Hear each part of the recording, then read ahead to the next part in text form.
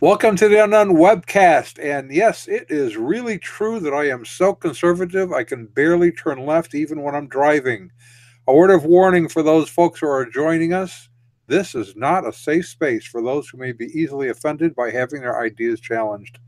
This is broadcast number 82, and this week we have our friend Stephanie Potts, who's missionary with Haven Ministries, to talk about the revival of the ghost dance cult. My name is Don Vino, and I'm president of Midwest Christian Outreach, Inc. in Wonder Lake, Illinois, which produces the Unknown Webcast.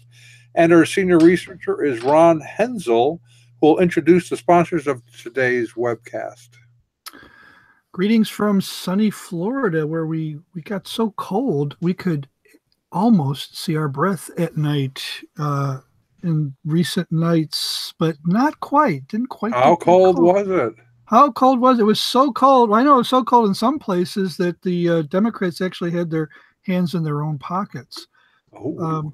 Yes. Okay, so our commercial sponsors for this program today include the Coexist Boutique, for when you care enough to take your hands off your loved ones' throats in order to pick out the perfect gift, the Coexist Boutique, and two great faiths that taste great together, Reese's Jesus Buddha Cups. You want to check those out. And to ensure continued access to this program, please go to MidwestOutreach.org, click the yellow donate button, and contribute as you feel led. MidwestOutreach.org.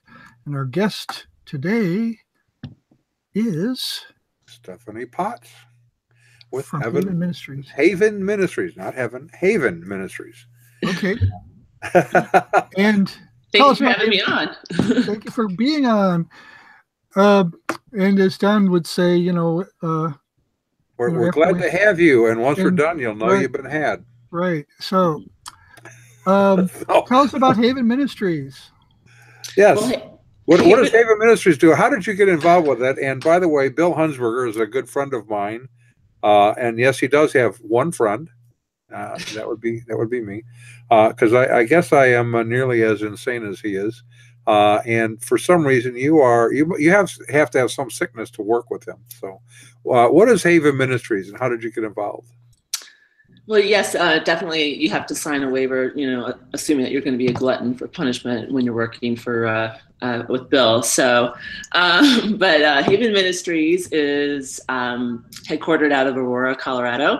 And we focus on reaching out to cults. The organization was originally founded on a focus on the New Age movement. The theme of our ministry is love at the end of the rainbow. And the rainbow for a long time was a symbol of the New Age movement before it was kind of taken over by the LGBTQ movement.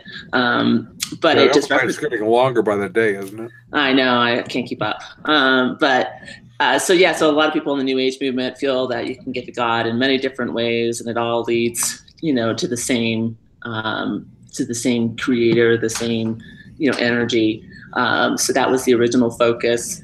One of our board members, Mark Rogerman, was a police detective and specialized in extracting people out of cults.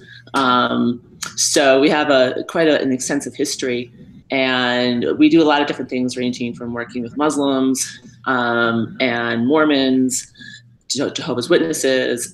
We do college campus ministries. We do a bunch of different things. So, and I personally have a interest in Native Americans and understanding their religions. And I partner with United Indian Missions when I do my work with them as well. So, yes, and in fact, we did. What was it, a year and a half ago? I think you and I went to do a little seminar with them. And, right. and I have a little bit of Indian ancestry myself. The Osage tribe, Osage Nation. Nice. Which was kind of interesting to me. So my grandmother was, I don't know, quarter or half Indian. I forget what it was. So, and I've always really kind of been interested in how missions to the Native Americans work. I've been told by some that churches that send like work crews in to help I don't know, build a church, for example. That when they leave, very often the medicine man sort of stakes a claim on the building and takes it over. And so the church has built a nice building that is now being used for Native American ritual, not for the proclamation of the gospel. So, and one of the things that you and I discovered in our little foray to apologetics there was that the Jehovah's Witnesses in the Great American Southwest are building a lot of kingdom halls on the reservations. Yes, that's right. And the Mormons are doing the same thing. And unfortunately, a lot of the Native Americans down there don't really understand the difference between evangelical Christianity and Mormonism. And this, the Mormons are always saying, "Oh, we're Christians too. We believe the same things you do," when they obviously don't. So it's really important that missionaries get in that area and teach them the differences between these different religions and why it's important to understand that Mormons and Jehovah's Witnesses are not Christians. They don't believe in the deity of Christ. So, those are key things that they don't seem to understand down there. So it's kind of back to a worldview question. We need to help them understand a worldview and then make a case for the biblical faith, and that's where apologetics comes in useful in the proclamation of the gospel, so they can see that there are differences. Right. Because you have one of the larger groups is the Native American Church, which claims about 225,000 who are participating in it, which is sort of a syncretistic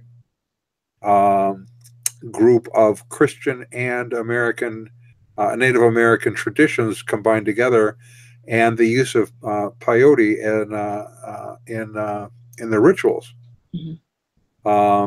So that would be really kind of mixed up theology, wouldn't it? Oh, for certain. I know here in Denver, we have, I don't know if they've been reviving here or not, something I want to research, but we have our pot churches here, and it's considered a sacrament to some of these churches. And I'm sure, in Native American communities, their peyote is considered a sacrament, and it's a way to, enter into an altered state of consciousness, to reach into the spirit world for, wisdom and guidance from the Great Spirit, their idea of the Creator. So I just, something just struck me here. We're not going to see a change in the motto for Haven Ministries, the pot at the end of the rainbow, or anything like that. Because you guys are in Colorado, yeah. No, definitely not. If anybody wants to see your website, I've got a little image of it here, which I've overlaid the name, and I think it's important that they understand it. Haven Ministries is the name of the organization, but the URL is havenministry.com. Right. And once you go to that URL, you'll see a website that looks just like the one I'm showing. In fact, this is the one. So when they go there, they're going to see your newsletter, recent events. They're going to find out all about you and who your missionaries are. So you started as New Age, and it does actually seem to kind of, that is ministering to New Agers, and it does seem to kind of dovetail with reaching out to Native Americans, because we were talking earlier about how in the beginning the rainbow was the symbol of the New Age movement, and it's like Native American religions are somewhere on that rainbow, aren't they, according to New Age teachers? Part of the whole continuum. So this is kind of a natural for you. Have many or any of your missionaries been to the reservations nearby, or not so nearby? It's primarily within Haven Ministries. It's a small group of us, and I've been the one who has been spearheading the focus on Native Americans. My colleague John Evans and I have been down not necessarily right on the reservation, but just off of it. So I'm going to be hopefully, doing some more work down there and actually getting on the reservation and finding out what's going on. I mean, you can read only so much, but until you actually get there and see what life is really like, which isn't pretty from what I can tell, that's my eventual goal, is to do some more extensive work and find out what life is really like for them. So when you're just off the reservation, that sounds kind of funny. You were off the reservation. Did you meet up with any either representatives of these other churches or Christian Native American Christians, or what were you doing? So the first time we went down, we were at a camp. It's more like a youth camp south of Gallup, New Mexico. Broken Arrow Bible Ranch is the name of the camp, and they were having a apologetics conference for various churches in the area, and there were people from New Mexico and just over the border in Arizona, and then there were some people who actually had come in from the bottom of the Grand Canyon, actually, for this conference. So we did some, Don gave a presentation on Jehovah's Witnesses and Seventh-day Adventists, and then we had some folks come in from other ministries to do a presentation on Mormonism.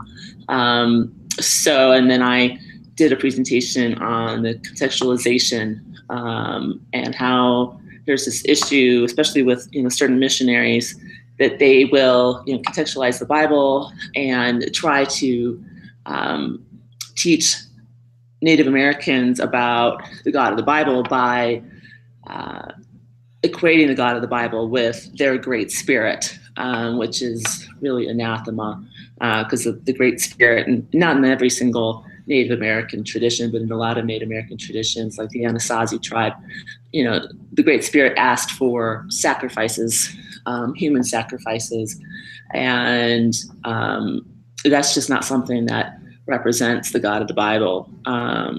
When God asked, for the sacrifice of Isaac, he saved Isaac from sacrifice. So there's a big difference between the Great Spirit and the God of the Bible. And but unfortunately, as Don was saying, there's just a lot of confusion because they have a tendency to merge the Christian belief in with their traditional faith, and it creates a lot of confusion.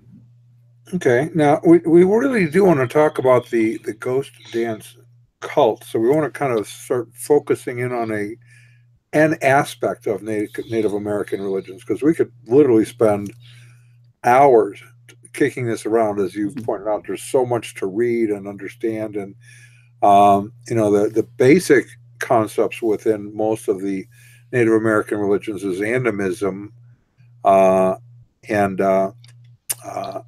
so they're pretty similar in the 1800s, I think you had said.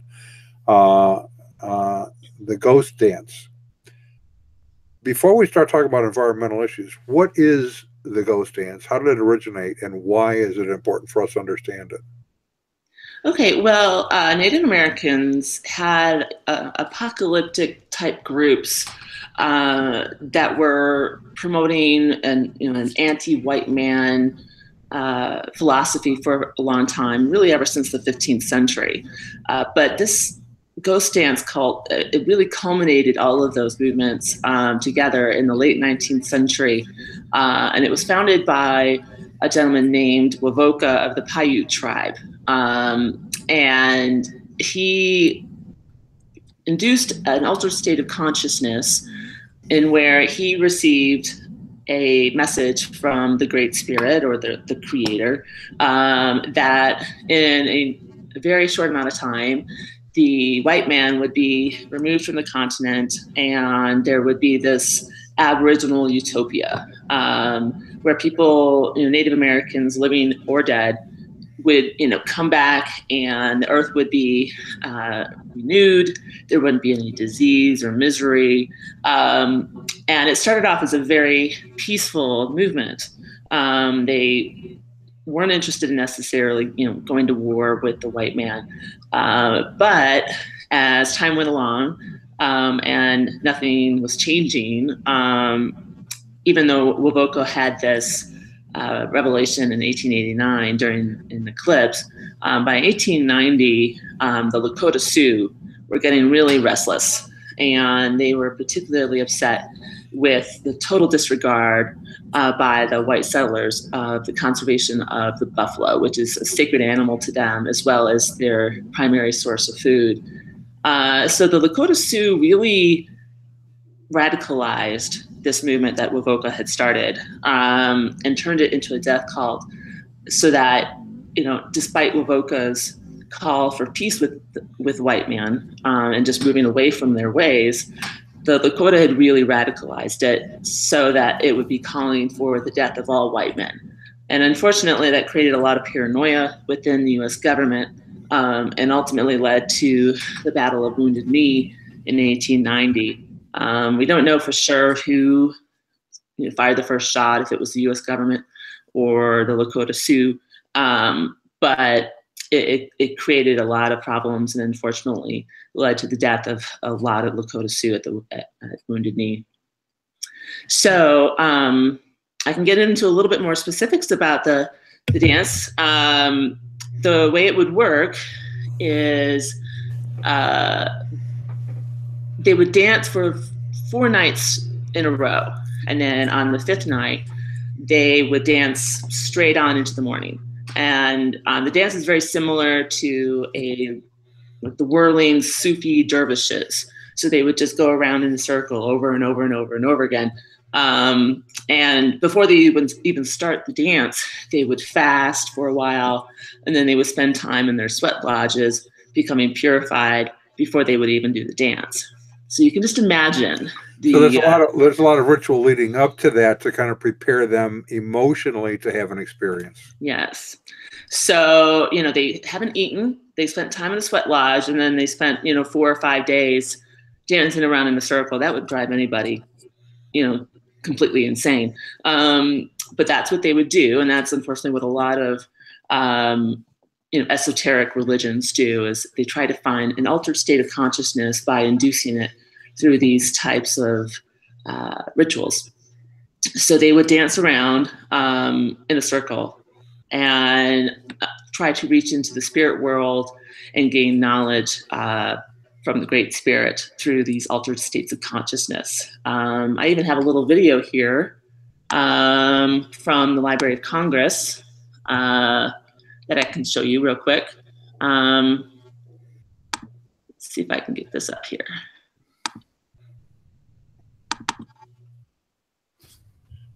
So let's show you this. Can you see it? Yes. Okay, so this is an 1894 video from the Library of Congress, and it was most likely filmed by James Mooney of the Smithsonian Institute, and because he did a lot of research on the ghost dance movement. So I just thought it was a fascinating video that we can share that shows the even small children participating in this. And you can see they're already starting to move around in a circle, but they would just do this for hours and hours and hours and hours and hours until they're into a state of complete frenzy. So let's see if I can move back to my screen here. How do I get back?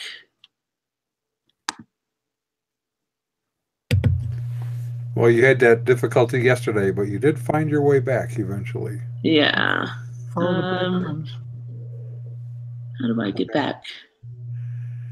Well, while she's searching to get back there, Ron, maybe you want to introduce our first commercial. We'll take it a little early. That. Do you think we will be able to overlay that? Yeah, I think so. Okay, we'll give it a shot here. All right. Okay, didn't have it lined up, but I'm going to get it. Okay. Okay. Well, our friends and maybe Stephanie can find the stop share button. Stop share. Could be Sorry about that. if you float your cursor near the top, I think you'll see the option. I think. But in the meantime, on the left, but okay. Yeah. Oh, shares on the left. Okay. Well, in the meantime, our friends are asking us a question. You can see it right down. I can. Oh, you can. Okay. Well, do you struggle with finding the right wine to bring to pagan goat sacrifices? Do you wonder what to wear to your neighbor's neo-Nazi parties? Do you get anxiety attacks when trying to find the right picket signs to share with your friends from Westboro Baptist Church? Well, now you can put an end to all these worries that come from trying to fit in with people on opposing sides of the culture wars, because you can find the perfect gift for any ideology at the Coexist Boutique. This week's special deal in honor of the 50th anniversary of Mao Zedong's Cultural Revolution, which has been dragging on for well into 2018. Relive the days when university students subjected their professors to public shaming sessions for not exhibiting politically correct opinions and behaviors. You know what we're talking about, the Cultural Revolution. Oh, wait, that's going on right now in the USA. So this week's special deal, Cultural Revolution Eyewear, genuine smashed Chinese prescription lenses and frames, formerly owned by PhDs and university administrators in the old communist China, dating back to the 1976 Cultural Revolution, at 99 cents a pair. You can't beat a deal like that at the Coexist Boutique for when you care enough to take your hands off your loved ones' throats in order to pick out the perfect gift. And I think Stephanie has... She has returned. She has returned. Great. Okay. So see how smoothly that worked out. We're very nearly professionals at this. Yes. So I demand a raise now that I'm very nearly professional. Double. We will give you double what you got yesterday. Well, how can you beat that? Exactly. So that dance was pretty interesting. It looks, to be honest, when I see that, it looks like the kind of thing that Hollywood would present. Of course, one of the downsides of Hollywood is they tended to stereotype all Indians into one general pattern, and Native Americans are a tremendously diverse assortment of nations with all different kinds of customs and dress and you name it. But perhaps that video in the early days of moving pictures became kind of like a template that Hollywood followed. I don't know. Well, it seems to me you had said that this kind of was accelerated with Wounded Knee, right? Yes. Well, it seems to be that Native Americans become more radicalized as they have a confederacy of support. You saw that back in 1811 with Tecumseh and the Battle of Tippecanoe, and then again in 1890, Tecumseh built a confederacy of Native Americans to fight against the U.S. government. And then in 1890, there were so many people who were following this ghost dance cult that if I had to make my estimate, I think that was part of the reasons why the Lakota Sioux thought that they could radicalize it. They had a large confederacy of support by other Native Americans who definitely wanted to have the white man out of their country. They weren't necessarily as radicalized as the Lakota Sioux, but I kind of look at it as the quote unquote moderate Muslims of the Middle East. They themselves may not necessarily be the one to go out and fight the infidel, but they support the ones that do. So I think today we're seeing something a little bit different in the environmentalist movement within Native Americans communities. They have more international support than ever before. And whereas during Wounded Knee, it was really a focus on the conservation of the buffalo now it's turned into the whole earth is suffering. And yeah, we were, as you know, Bill Hunsberger and I, and just about a dozen, maybe 15 of us that went to the last Parliament of World's Religions, and the Native American tribes were sort of central figures in what was going on, and Gaia worship was the theme, really. The earth is our mother. We have hurt our mother. We have abused our mother.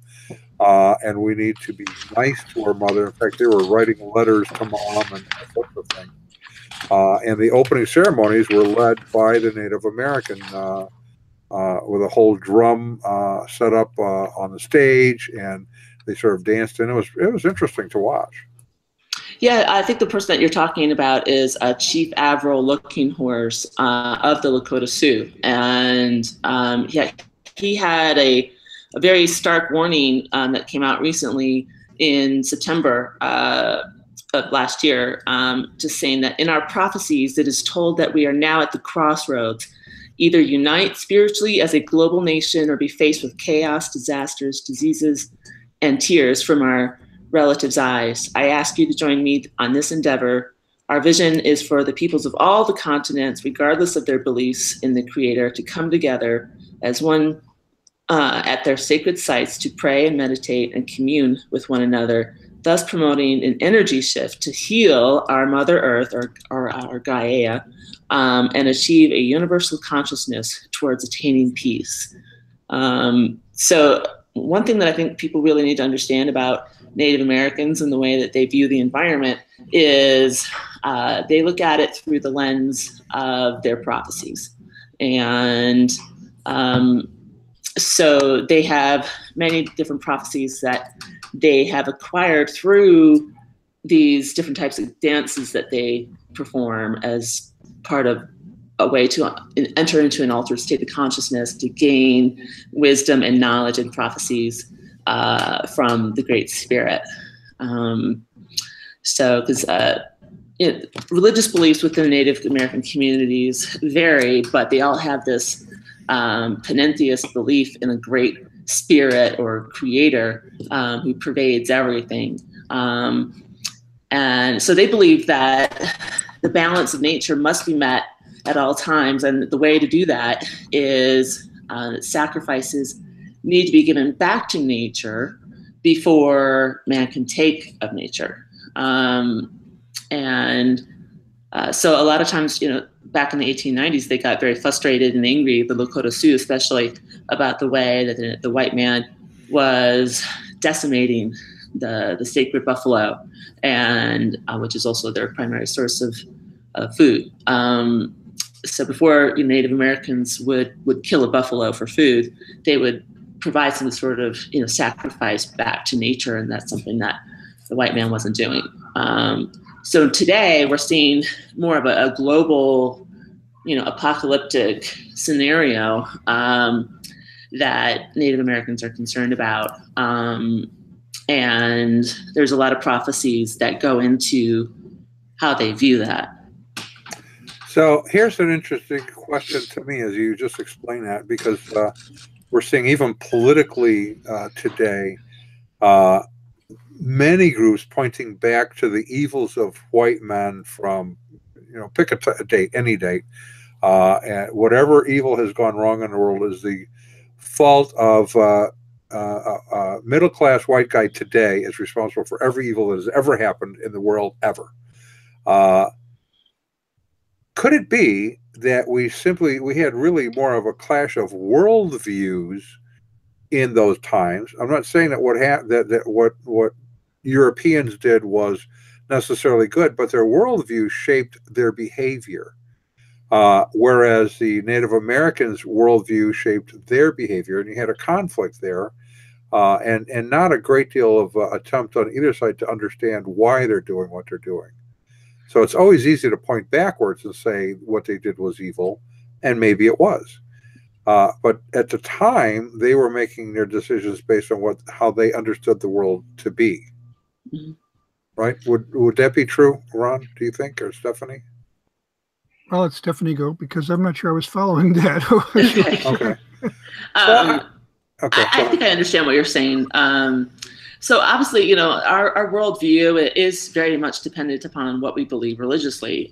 You know, if you are a person of faith and you believe in God, you're going to have a slightly different worldview than someone who's an atheist, who has an idea of, you know, moral relativism.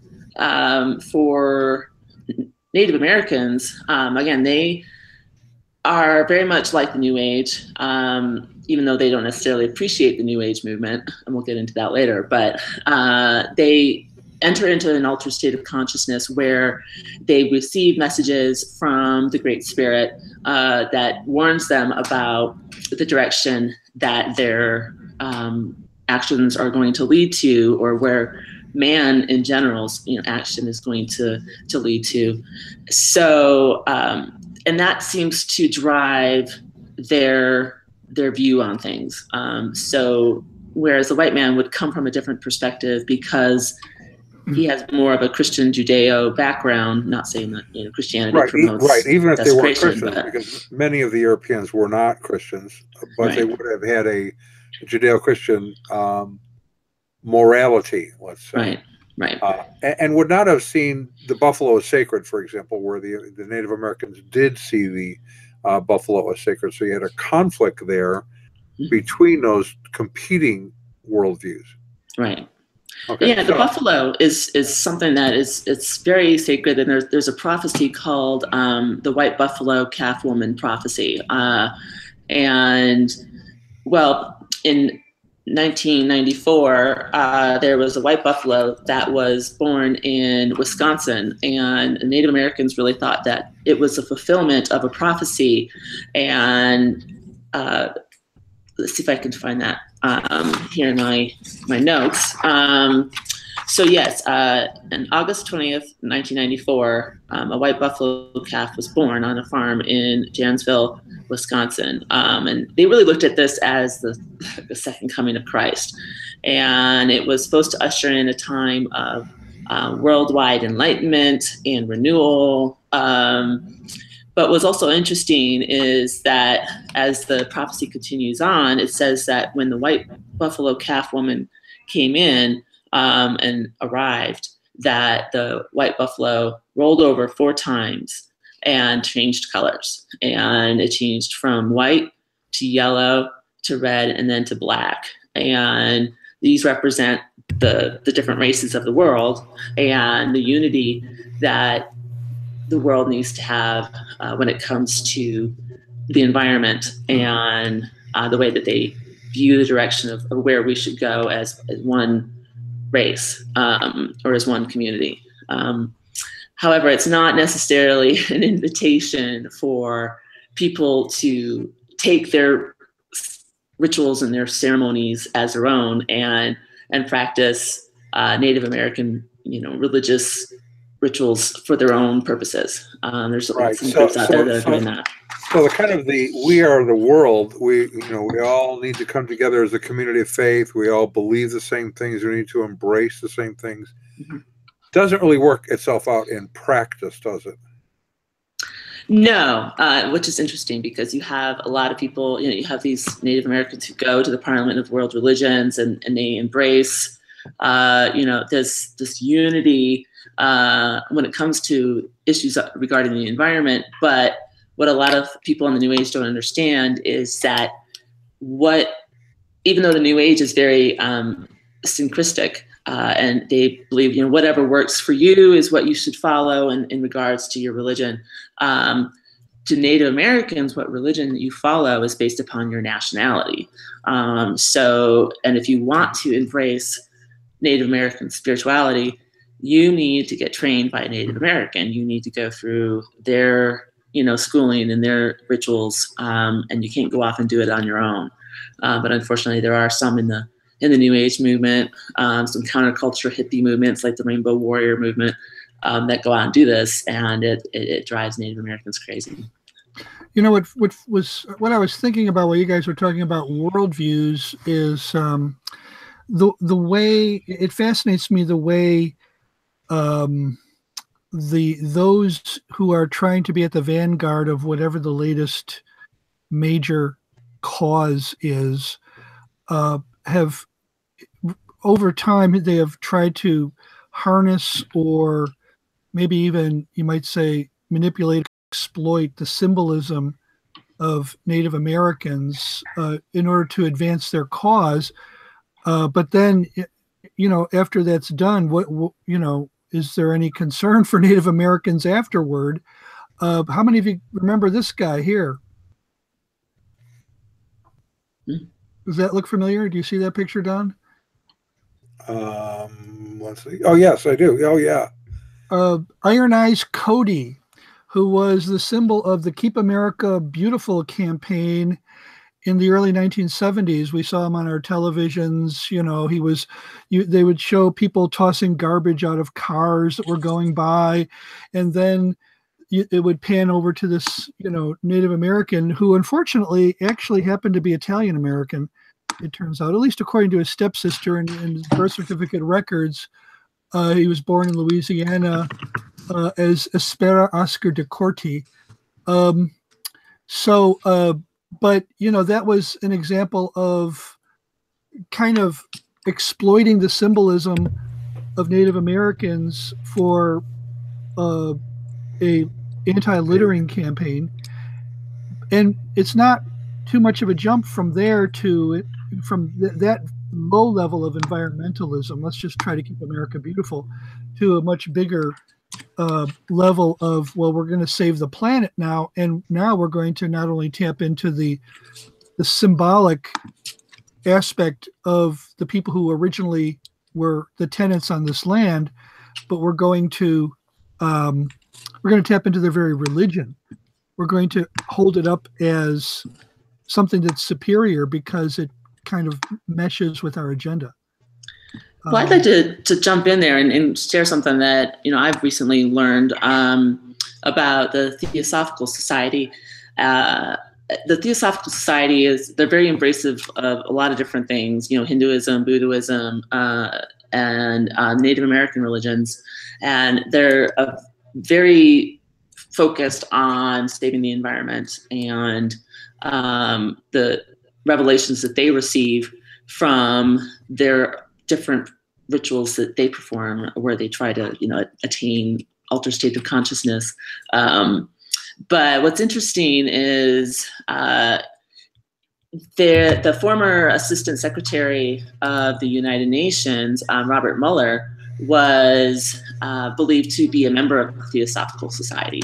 And what's interesting about that is he was the first person to bring in Native Americans to speak at the United Nations. I believe it was back in 1983. He brought in a group of Hopi Native Americans in. The Hopi Indians are very, very prophetic in nature, and they were very concerned about nuclear energy and how nuclear energy was on the verge of destroying, Mother Earth or Gaia.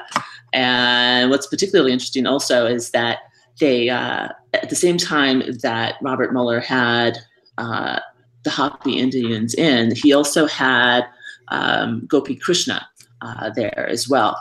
And the reason why he had that is because Gopi Krishna, who's a mystic and a yogi, Hindu yogi, he too had the same revelations about, the effect that nuclear power was going to have on the environment. And to me, it's not surprising that a lot of these religions have similar quote unquote prophecies, because a lot of, after Babylon, so many of these religions, were, let me see if I can get my notes up here. Judaism was really the only religion that did not have a pantheon of gods after Babylon. And this pantheon of gods, was a male and female, or Mother Earth and Father Sky, for instance. And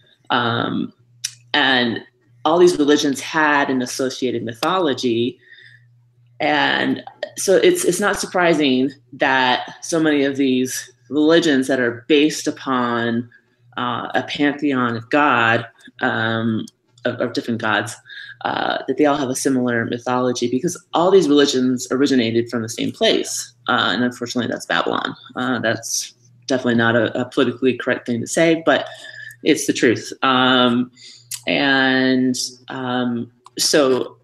So many, I think that's why we're seeing a more radicalized nature within the environmentalist movement, is because you have, groups like the Theosophical Society very much involved with the United Nations. And they are bringing in people from all over the world who say they're having similar revelations about the environmental impact that man is having on Mother Earth.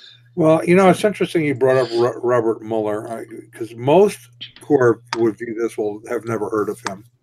But he was the secretary of the UN for like 40 years. I mean, a long time. Mm-hmm. And his goal was really to unite kind of a one world government. That's what he's viewing the United Nations to accomplish. And his view, in fact, we met with him in 1993 at the Parliament of World Religions. It was the first time they've had it in Chicago. Had it for 100 years. The first one was 1893 in Chicago. The second one was 1993 in Chicago. And Mueller was very integral in putting it together. And his vision is to have a religious arm of this. That's what the Parliament of the World's Religion is for, because he doesn't believe you can have a one world government without a one world religion. And so the goal of the Parliament of the World's Religions was to bring all the religions together and connect them to the UN. And it's interesting because the Hopi Indians considered Robert Mueller, before he passed away in 2010, to be an elder within their tribe. And they looked at him as the person who would, eradicate evil from the world. He would take all the evil in the world and throw it into a web and dispose of it. And I'm sure the people that they considered to be evil are those who are, climate change deniers. We see this movement today, like where, just be careful. Well, actually, I don't deny climate change. I think it changed. We used to call it seasons. Well, that's your problem, Don. The climate and weather are two different things. I call it every 1,000 years or so we go through a climate change. We went through it in the Middle Ages, and we're going through it again. Did we cause it? No. Yeah, I mean, when you look at NASA's climatology office and the research that they've done, I mean, you can get online and take a look. There's charts that they have that shows that this is a cyclical pattern that happens over every few thousand years. And, so for this environmentalist death cult that's calling, there's people out there who are calling for climate change deniers to be arrested. They look at them as murderers and should be treated as such. And but they're basing so much of their worldview on a prophecy that has been given to Native Americans from an altered state of consciousness, or from a Hindu, via an altered state of consciousness, and on science that they think is, a universal view, but there's clearly, very talented scientists within NASA who contradict this. And so I have to wonder, as they're in their quote unquote altered state of consciousness, who is it that they're really speaking to? Is it really the Great Spirit or the Creator, or is it somebody else? Well, this is, we get back to biblical revelation now. What does the Bible tell us? If we're Christians, we have a source. We have a written word that we believe is God's word. It's the scriptures. And Paul tells us in the New Testament that the things that the pagans worship, the Gentiles, as he calls them, are not really idols. They're demons. They're demons or demonic powers behind the idols. Mm-hmm. You know, we're used to the image we carry around in our heads of pagan religions tends to derive from the Greco-Roman world, where you had, and even the Mesopotamian, the Middle Eastern world, where they had statues and they had specific deities for different things. The diversity of pagan religions, though, is much broader than that, and so we have Native Americans and others who are animistic, worshiping spirits, invisible things, and yet it's just as idolatrous, it's just as pagan, and it's just as much, if we follow the New Testament, it's demonic. I mean, this is not going to be popular, but well, we have never striven to be politically correct. We just haven't done that.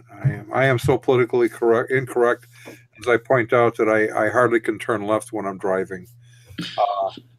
Kayla, I want to say it's pronounced Kayla, Kaila 62 says, "Wow, one world government and religion sponsored by the UN." And yes, that was the goal of Robert Mueller and his implementation of the Parliament of the World's Religions, or restarting it.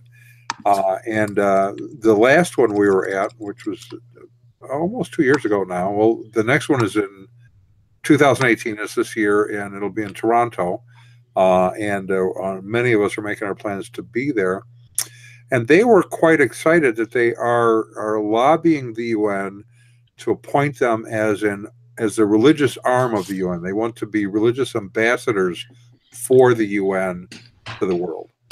And so that is the direction they're taking there. And it seems like they're making some headway in that regard. Oh, I definitely think so. I think Robert Mueller, was really a champion for that effort. Again, he was the first one to bring in Native Americans, and he was specifically interested in them because of their prophecies and the fact that they're so focused on those prophecies. And so he embraced Native American prophecy as well as Hindu prophecies. And so he was very much, a New Age person because he had that very, syncretic perspective in his outlook on the future of the world. And it's just interesting because they look at Gaia or Mother Earth as, the person that should be, worshipped, and human beings are nothing but parasites to a lot of these folks who are within this radicalized environmentalist death cult. And unfortunately, according to the Atlantic magazine, Wicca is the fastest growing religion in America. And yeah, if I wasn't a Christian, I would be a Wiccan. I think it's a really cool religion. It's just that it has the shortcoming of just not being true. Yeah, that's true. To believe that human beings, when human beings believe that human beings are parasites, then my next question is, well, whatever you do about that, you should begin with yourself, right?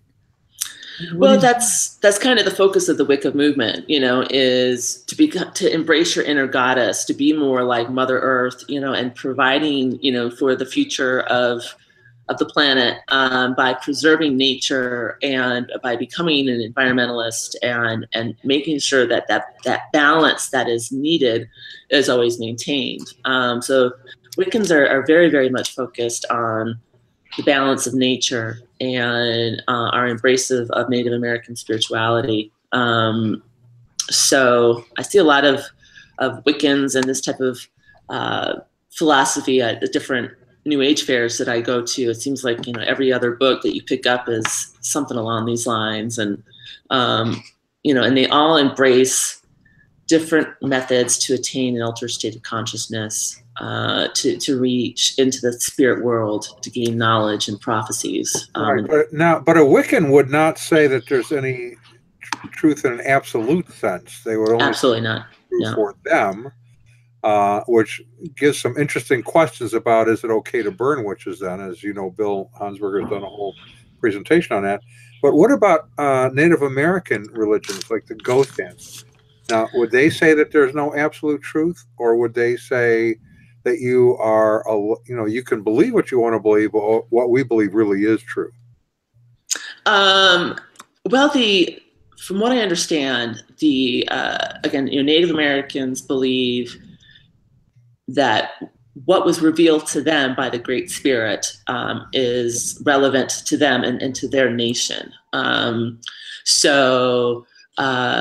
As for, some sort of universal truth, I don't think so. Based upon my interactions and my understanding with them, there is no one particular universal truth, but there is a universal goal of trying to achieve a balance in nature.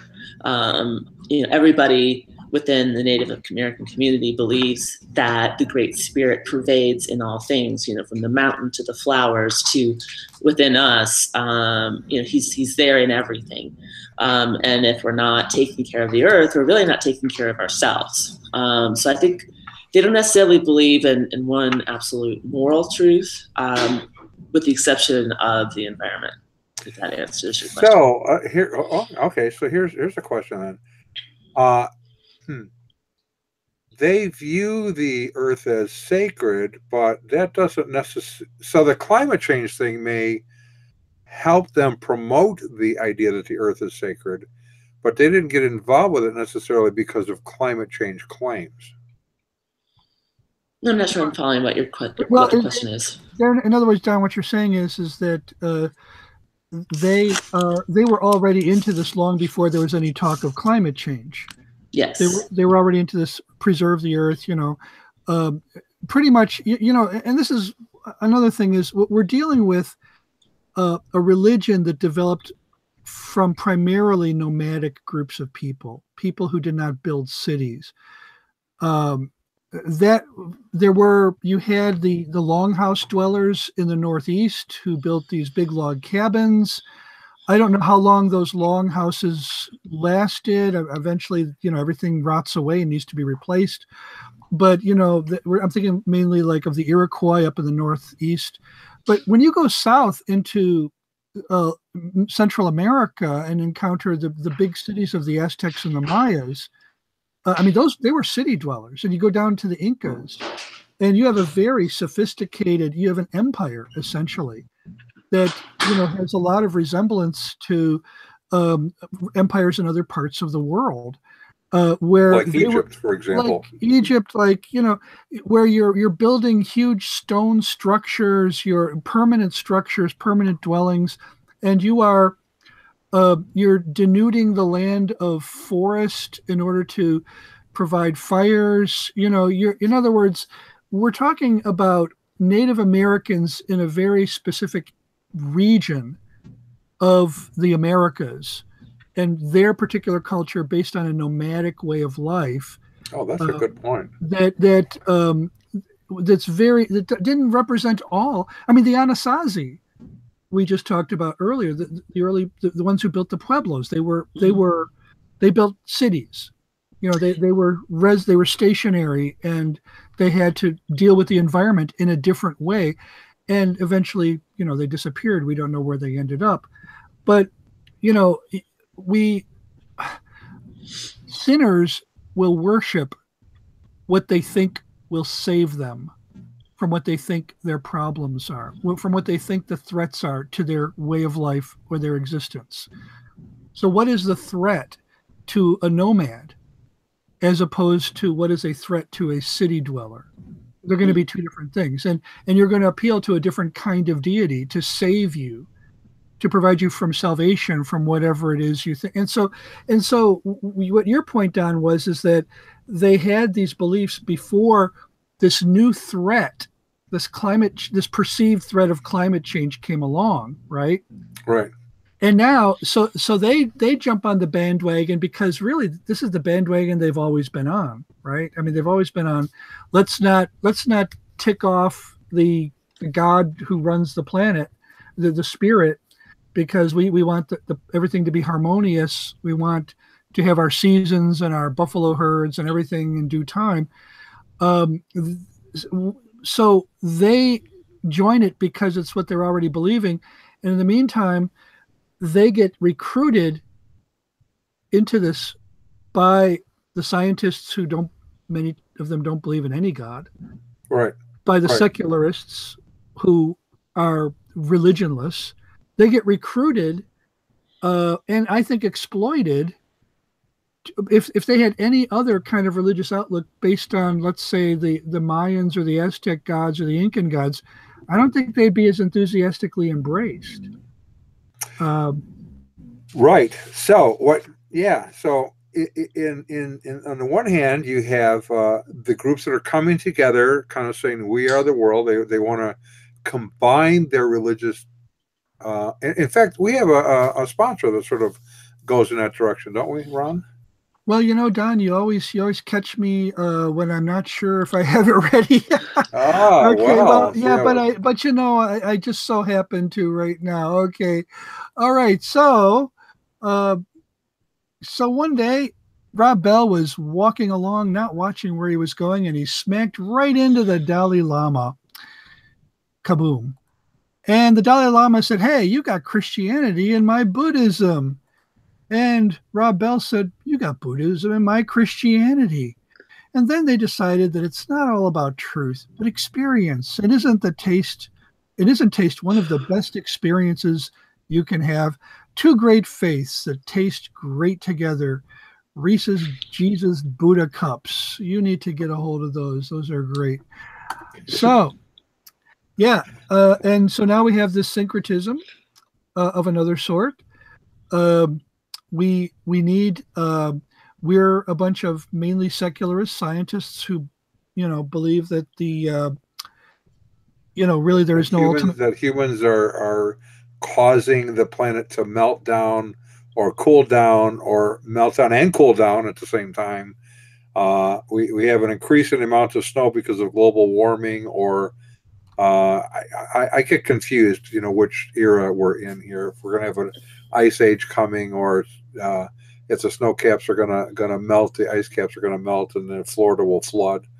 Well, I know that when I moved down to Florida in 2002, a lot the what do you call it? The global warming industrial complex was in high gear, and they were publishing maps about how by the year 2100, my backyard could have a foot or two of Gulf water in it.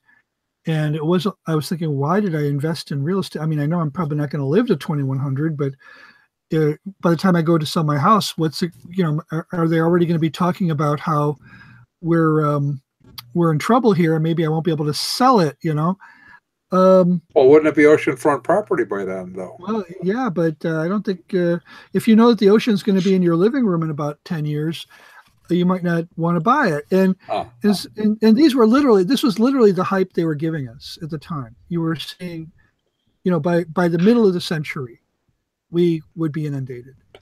Okay. Definitely by the end. So back to the ghost dance and Native Americans and New Age.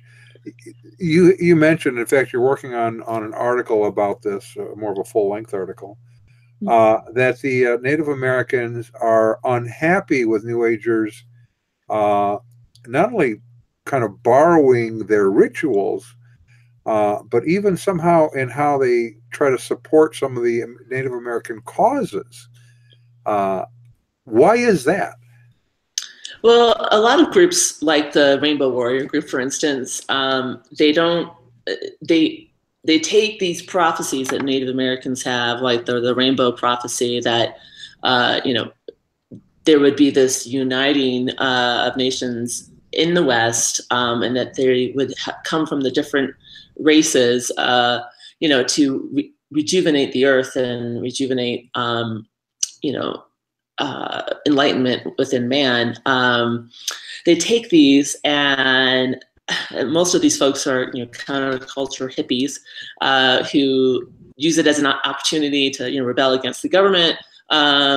But what really, irritates Native Americans is the fact that they, will go to places like the Black Hills, and they will dig latrine trenches and, kitchens, and they'll just desecrate the land of which the Native Americans consider sacred. So they don't understand the Native American religion. They will take the rituals that Native Americans perform, and they'll go to sacred lands and do these different things without understanding what it is that they're doing. And they just think it's great, and that they think that the Native Americans would love them for it, but it's absolutely to the contrary. And they literally litter the countryside where they're at, and it's horrible. Leave huge messes for them to clean up. Yeah. What group is this again that does this? It's called the Rainbow Warrior Movement. Rainbow it's kind Warrior of funny. Movement. Yeah, I've heard that name. And these, I would have thought these people would be a little bit more savvy than that. No, they're kind of a joke. Well, weren't these the people who were up trying to stop the pipeline? Yes. Some of them were, yeah. Let's see if I can bring up a picture here. Now, this is from a rainbow gathering in Bosnia, of all places. But as you can see in the picture, they have a teepee in the background. So everybody just, kind of gathers together and holds hands and, prays for the healing of Mother Earth. And it's just kind of ridiculous. And in the meantime, they leave a mess behind them. Yep. Which is hilarious because they don't get it. So yeah, they literally dig out latrine trenches where they, go to the bathroom and defecate. And they don't understand why Native Americans don't like that. I think they should understand why white people don't like that. I mean, it's just like this is stupid. Yeah. So well, we are running up. We're running over time, and we probably are going to need to revisit this more in the future. Stephanie's working on an article, and hopefully, if she gets it done soon enough, we're going to try to put it in our journal if she's up for that. Yeah, I've got a few more changes to make, but yeah, I'm hoping to get that in within the next month or two. So yeah, so that'll be good, and then we can revisit this because I think, as far as being missionaries to cults and non-Christian religions, very often the Native Americans get the bum rush, mostly because, well, that's not fair. Mostly because apologetic ministries are not aware of what's going on, and so you have small missions like a United Indian Mission, good organization, trying to do the yeoman's work of reaching out to the Native Americans, but it's a tough mission field. It's a really tough mission field, and something less than, I think the numbers I saw yesterday is less than 3% of Native Americans are Christians. So you really have an uphill job and trying to even reach out and explain to them. And so far, their experience with Christians has not been a helpful one. I think that's a nice way to put that. Definitely. So, Stephanie, I appreciate you being with us today. We'll pick this up again in the future, like I said. And once your article is ready, we'll get it into the journal and people will be able to get it on our website. So, all right. Well, thanks for having me on, Ron, and as we always say, we're glad to have you. And now that we're done, you'll know you've been had. Ron, do you want to walk us out of here? I sure do, because that's what I do at the end. Our resident cult leader profiler is Neil before me. Our wardrobe manager is See How It Fits You. Our tinfoil hat provisioner is Just In Case. Our Jehovah's Witnesses coverage comes from Armageddon and D Opposer. Our Mormon archives manager is Polygamous, and our Liberal Denominations Bureau Chief is Lucy Goosey. Our transgender issues coverage comes from Ben Hur. Our special correspondent for cults based on the Hindenburg disaster and flying turkeys is Ode to Humanity. Our fact-checking supervisor is Yoleg Pulling. Our technical assistance comes from Murky Research. Our legal advisors are at the law firm of Dewey, Cheatham, and Howe. Our grievance resolution director is Yvonne Pisami. Our director of privacy assurance is Wiretapping, and our original idea sourcing comes from Drew Blank. The Unknown Webcast is a production of Midwest Christian Outreach, Inc. in cooperation with Emergency Manicure Productions, who are totally responsible for our content, but you will never be able to prove that in a court of law. Never. Many have tried. No one has yet to do that. Okay. And we will see you all next week. Okay. Adios.